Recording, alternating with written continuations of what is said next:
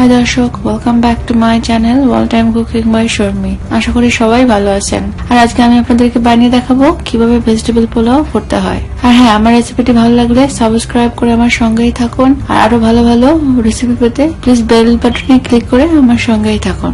আর like, share, comment করে আমার সঙ্গেই থাকুন।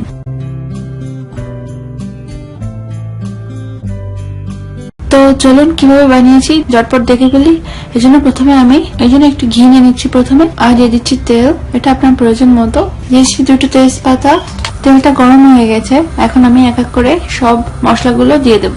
এখানে আছে দারুচিনি, শাহি জিরা, জয়ত্রী, আছে এলাইচি, লবঙ্গ এবং গোলমরিচ। এগুলোকে আমি এখানে ঢেলে দিব। একটু সুগন্ধ আসা পর্যন্ত অপেক্ষা করব। সুগন্ধটা বেরিয়ে এসেছে, আদা রসুনের পেস্ট দিয়ে দিচ্ছি।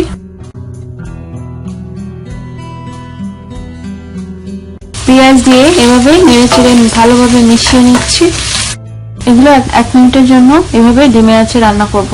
এটা খুব ভালোভাবে কুক হয়ে গেছে। এখন দিয়ে দিচ্ছি 1 কাপের মতো গাজর কুচি, মটরশুঁটি। এভাবে ভালোভাবে নেড়ে চেড়ে নিচ্ছি।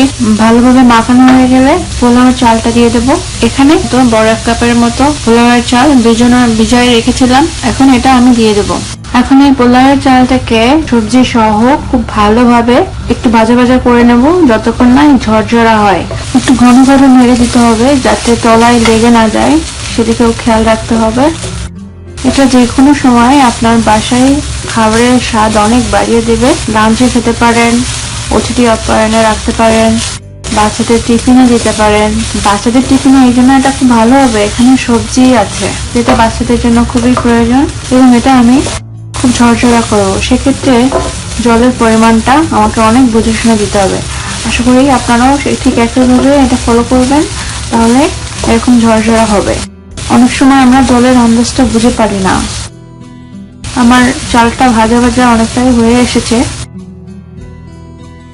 আর হ্যাঁ, চালটা ভাজা ভাজা হয়েছে কিনা এবার একটা নিয়ম আছে। যেমন মনে করেন চালটা ভাজলে এরকম খুব বেশি ঝরঝরা হয়ে যাবে, একটা আওয়াজ আপনি বুঝতে পারবেন, একটা অ্যারোমা বেরোবে। ঠিক সেটাই হচ্ছে পারফেক্ট সময়, এটা আসলে বুঝে নিতে হবে।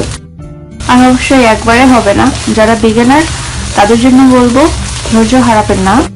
ধৈর্য রেখে বাসায় 1-2 বার চেষ্টা করুন, দেখেন পারফেক্ট পোলাও রান্না শিখে যাবেন। একটা থকথকা ভাব আসবে, সেটাই হচ্ছে পারফেক্ট সময়।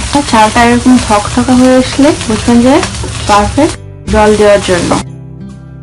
এখানে আমি ঠিক যে কাপটা দিয়ে চাল নিয়েছিলাম সেই কাপের 1.5 কাপের একটু কম জল নিয়েছি, এবং জলটা হালকা গরম আছে। খুবই সুন্দর একটা কালার দিয়েছে। আমি এখন দিয়ে দিচ্ছি লবণ, আর দিচ্ছি 2টো কাঁচা চাল। এরকম হালকা বলক আসলেই আমি ঢেকে দিচ্ছি। এখানে চুলার ফ্লেমটাকে আমি মিডিয়ামে রেখেছি এবং 5 মিনিট পর উঠিয়ে নেব।